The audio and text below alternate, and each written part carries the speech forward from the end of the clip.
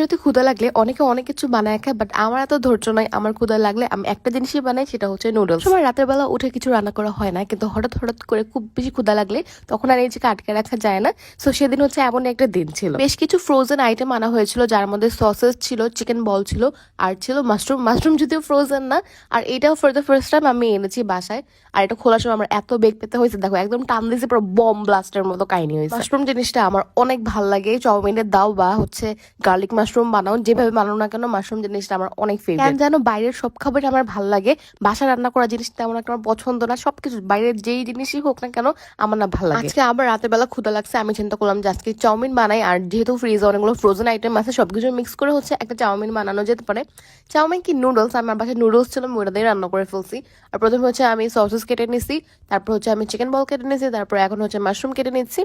এখন হচ্ছে আমি রান্না শুরু করবো আর কি। তার আগে হচ্ছে পেঁয়াজ মরিচ কাটতে হবে।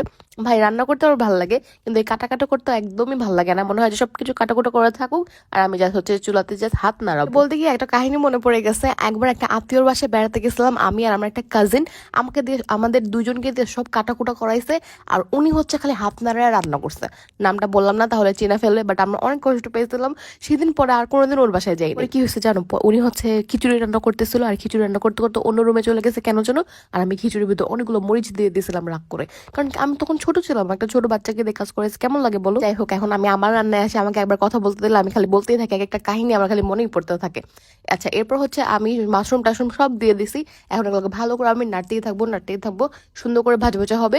তারপর হচ্ছে এটাকে আমি উঠায় ফেলবো, একটা বাটিতে রাখলাম। এরপর হচ্ছে আমি এই তেলে হচ্ছে পানি দিয়ে দিলাম।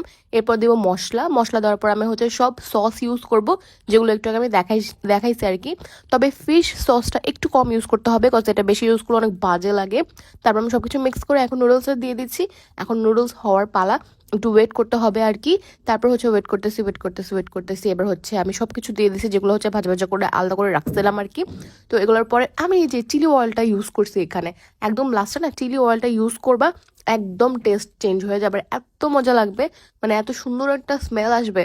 তো এই যে হয়ে গেছে আমার নুডলস, আর এখন হচ্ছে এটাকে আমি খাবো। তো রাত করে চিকেন ভিজানো যায় নাই, আদারওয়াইজ আমি চিকেনও হচ্ছে এটার সাথে অ্যাড করতাম, তাহলে হয়তো বা মজা লাগতো। আর এই যে চিকেন বল, তারপর হচ্ছে সসেস, এগুলো যে আমি দেই, এগুলো নুডলসের সাথে আমার তেমন একটা খাওয়া হয় না। আমি একটা একটা করে উঠে খেয়ে ফেলি, বাট হ্যাঁ অনেক মজা লাগে সবকিছু একসাথে মিক্স করে দিলে। হুটহাট করে রান্না করলে না মাঝে মাঝে অনেক মজা হয়ে যায়, মাঝে মাঝে অনেক বিচ্ছিরি হয়। আজকে তো অনেক মজা হয়েছে, খাওয়ার মতো হয়েছে এবং ভালোই লাগতেছিল খেতে। মাঝে মাঝে না অনেক সিম্পল করে ভাবে রান্না করি, এবং মাঝে মাঝে মনে হয় যে অনেক কিছুতে রান্না করি। সো আজকে এরকমই করছি, এবং চিকেন থাকলে আরো মজা লাগতো আর কি মনে হয়। তো yeah that's it for today. সবাই অনেক বেশি ভালো থাকো, আর অবশ্যই আমার ভিডিওস রেগুলার দেখবা এবং শেয়ার করবা, কজ হচ্ছে অনেক তাড়াতাড়ি 100K হতে যাচ্ছে। So yeah that's it for today.